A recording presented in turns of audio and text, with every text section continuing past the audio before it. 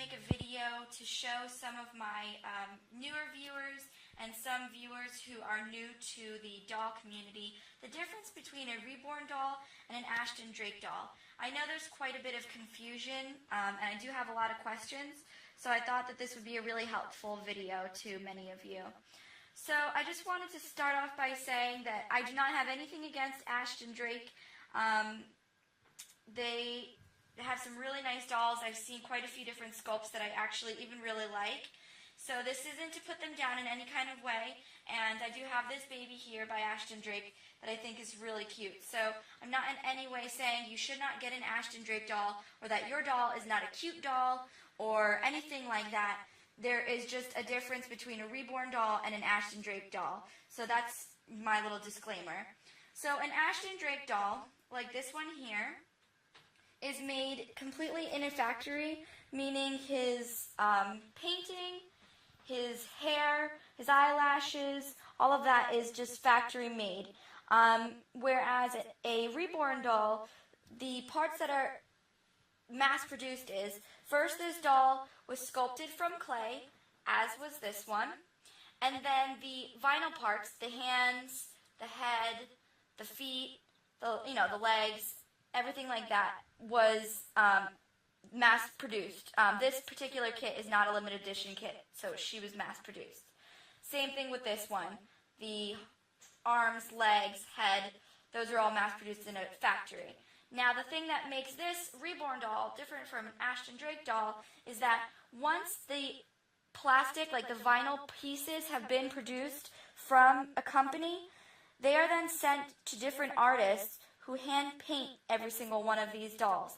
Ashton Drake, unless they are stripped away from their factory paint and somebody else repaints them, these are all done, the whole thing, including assembly of the body, the stuffing, everything. The hair, all of that is done in a factory. So the only people who are touching this doll, as far as the making process is concerned, are the people who work for Ashton Drake in the Ashton Drake factory. So I just wanted to go ahead and show you the detail between a hand-painted doll and a non-hand-painted doll. Hopefully the camera will pick up here that Yuki has tipped fingers, so it looks like her nails are real. Like ours, they have the white here, just like mine. Mine has no nail polish on, so you can kind of see that today. She has, sorry Yuki, hand-painted eyebrows and a hand-painted mouth and tongue, which it's probably not coming up well in this video, but her tongue is textured, her lips have gloss on them, her cheeks have nice blushing. And the same thing with her toes. They have, a realistic kind of coloring to them. Hopefully that's going to come up on camera. Yeah, it's coming up a little bit. Not 100% true, but, pretty good. There's some blushing here where there naturally would be in anybody's foot. And then her, toes, again, they look like realistic, real people toes. Where it even has the little crown down here at the bottom, the little half moon. With an Ashton Drake doll, this is Matthew. He, hold on a second, is not painted, no paint on the nails. Now, I will also put out a disclaimer here that this doll is pre-loved. Whether or not this paint has worn away after time or not, I'm not sure. But the difference also, again, is with a Reborn doll, there's permanent paints that are used on this doll. Unless you are roughhousing it or like literally trying to scrape it off, the paint should not come off on a Reborn doll. So the fact that he has no paint on his fingertips at all, it just shouldn't really be like that. The only kind of blushing he has is this little bit here. If that comes out. Yeah, it's coming out a little bit. On his hands. There's no blushing on his cheeks.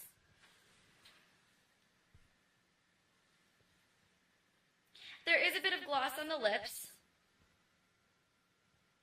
And on him there's no eyebrows, which to me actually isn't even a big deal because some babies barely have eyebrows when they're born anyway. And then, again with the feet, I mean his feet are covered, but it's the same thing. It doesn't have any kind of paint on the feet, and then it just has a little bit of blushing on the knees. I think the biggest thing is the hair. Baby Yuki's hair, if I just turn her, well, I'll show her from the top. She has a calic here, just like so many people do. Again, not everybody does, but it adds to the realism. The back, like a new little baby, has that spot in the back where it's thinning quite a bit, and this is not a mistake. This is not because the artist did not want to add more hair. This is not because hair has fallen out.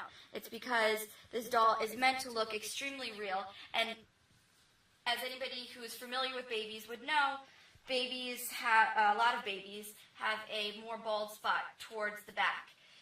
This hair was directionally rooted, meaning this hair was placed in this kind of pattern. You do not have to brush it to make this sort of shape to it. It always stays that way. With the Ashton Drake doll, and now granted this is going to have a bit of head hair because he's been in a hat, so please excuse the hair. Once it's brushed, it certainly does not look as crazy as this. The biggest difference is if we zoom in here more towards the scalp line, you will see that you can see where the hair enters into the head, where it enters into the vinyl.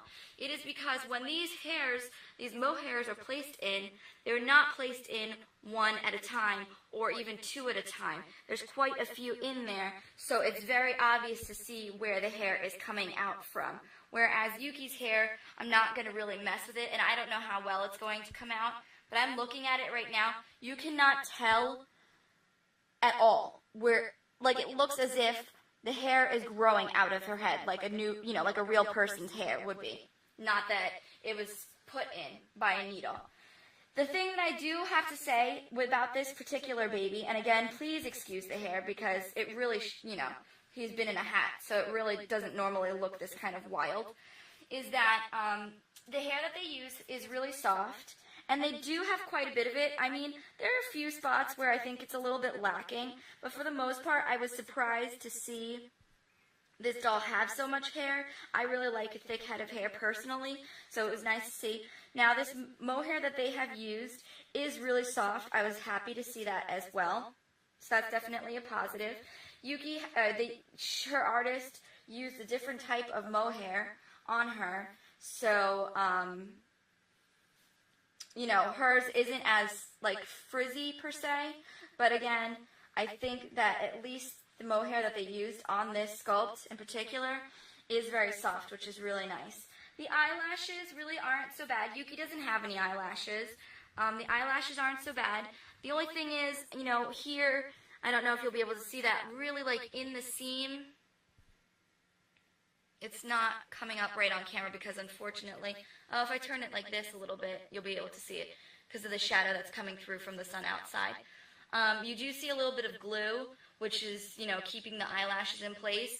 It's not apparent on this one here, a little bit on this one, but not, it's really not so bad, to be quite honest with you. And I really, to be honest with you, I think this boy is really cute.